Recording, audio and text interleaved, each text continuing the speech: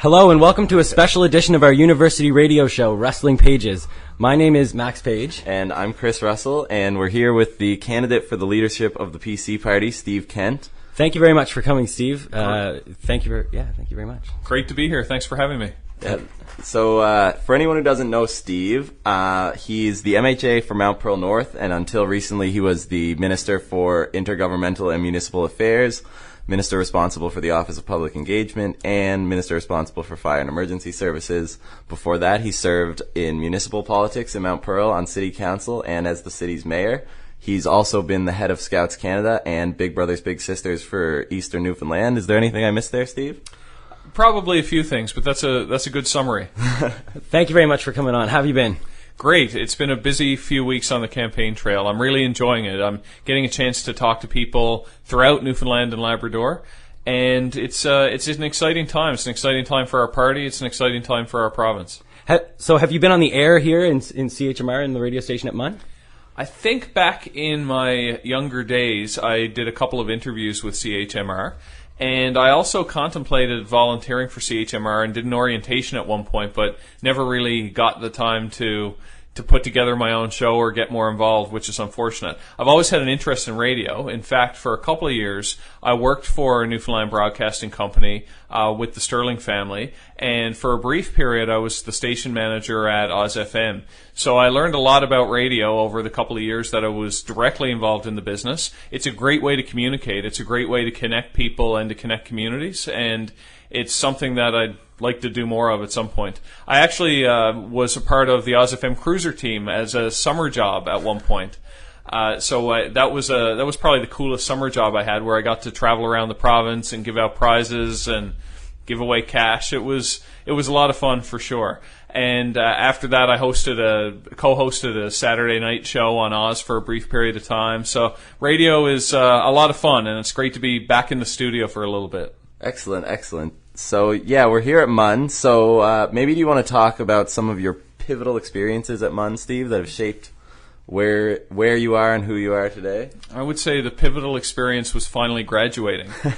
It was a challenging time for me. I was studying at some points full-time while also working full-time.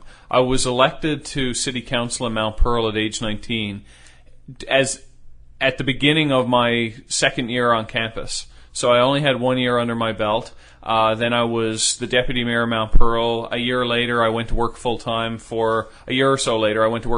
for Big Brothers Big Sisters. So I was always doing a lot of other things, and as a result, I don't feel that I got the full university experience that a lot of students benefit from.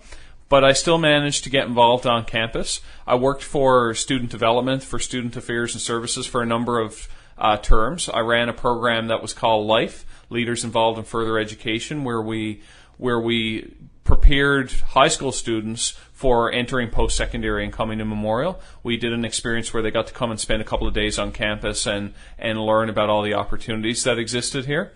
And I was also a student ambassador, where I would go back to high schools and talk about the university experience and help students get an idea of what Memorial is all about and why they should choose to come here. So it was cool being involved. I had some great experiences on campus. Learned a lot while I was here, made some great friendships, and always welcome an opportunity to come back. That's perfect. So it sounds like there wouldn't be another undergraduate school that you would end up going to. It seems like MUN was the right choice for you. It ended up being a great choice, but ironically, in high school, in Level 3, my high school guidance counselor suggested, you should apply to all the schools in Nova Scotia and Ontario. You should look to go to Queen's or Carleton or Dalhousie, all of which are wonderful schools. And I filled out some applications and got accepted to those schools. But at the end of the day, Memorial seemed to be the right choice for me. It was practically the right choice for sure. It financially made sense. I was close to home. There were lots of practical reasons why Memorial was a good choice. But what I found when I came here was that Memorial is one of the best educational institutions in the country. We have world-class expertise here. We have world-class programs and faculty and infrastructure. And there's no need for somebody from Newfoundland and Labrador to have to go away for post-secondary education, depending on the program you're studying, of course.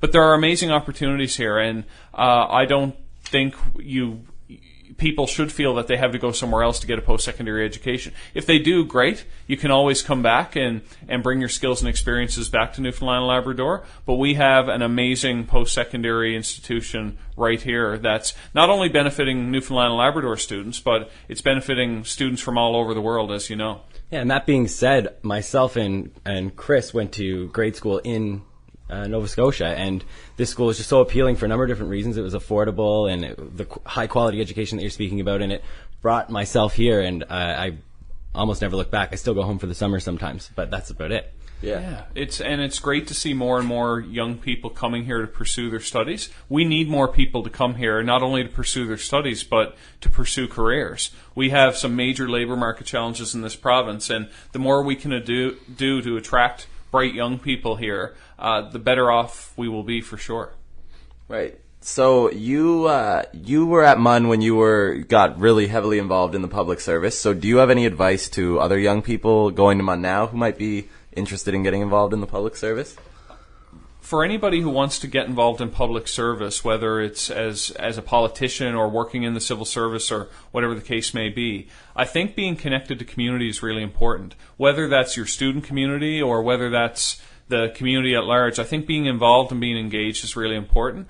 So a lot of the volunteer opportunities that I had as a student really helped prepare me for things that were to come later in life and later in my career. So get involved on campus, volunteer in your community, take part in a cause that you care about, and it'll pay off in dividends for sure.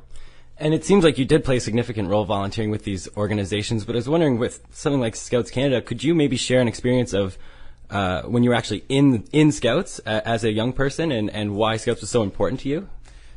There are many great opportunities out there for our young people to get involved in their communities. For me, Scouting was really the part of something pretty amazing. I had an opportunity to experience leadership roles for the first time. I got exposed to community service. I learned about teamwork and overcoming obstacles. I made some friendships that have lasted my entire life. So it was really important. It was a really important part of my life in my formative years to have that experience in the community and to develop skills and to make friendships that have lasted for many, many years.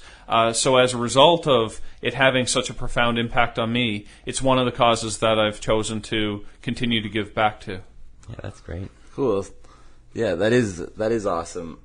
So I want to ask you now, we're a little bit all over the map with this, but we just got, we're trying to have a bit lighter doing the interview that no one else is doing. Are there any past leaders or people that have motivated or inspired you? That's a good question. I'm inspired by leaders that really believe in their cause and overcome adversity to achieve their goals, and who aren't afraid to take a stand and go against the grain to stand up for what they believe in. I mean, in my own life, there have been educators, there have been community leaders, there have been coworkers who have been mentors to me because they have taught me some really valuable things about myself and about the kind of leader that I want to become. And we have to ask, just on that note, what does motivate you every day to continue this pursuit? I would have to say impact. I like to do things that matter. I like to do things where I feel at the end of the day that my effort is going to make life better for the community, for other people, whatever the case may be.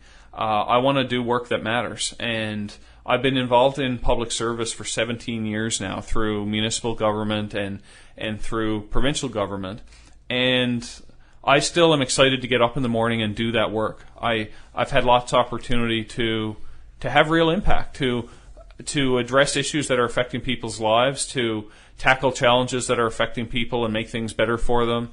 So I'm very motivated by that, and even in the work that I've done in the community, it's the same thing that drives me. I like to move things forward. I like to make organizations work better. I like to connect people and help them solve problems that may have felt overwhelming or too complex to tackle.